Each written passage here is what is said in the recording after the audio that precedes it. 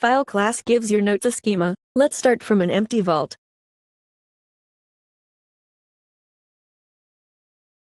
Open the settings, and go to Community Plugins. Community plugins are off by default. Turn off restricted mode. Browse the store and search for Fileclass. Install it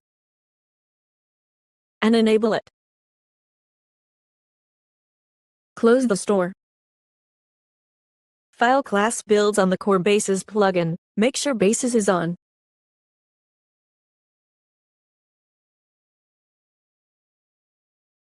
Two settings and we're done. First, close the settings panel. A class is just a note, so classes need a home. Create a classes folder.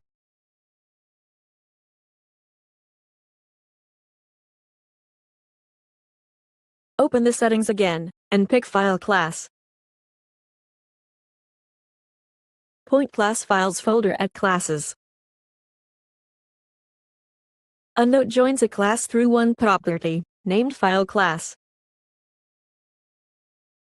Rename it if your vault already uses another key. Everything else follows.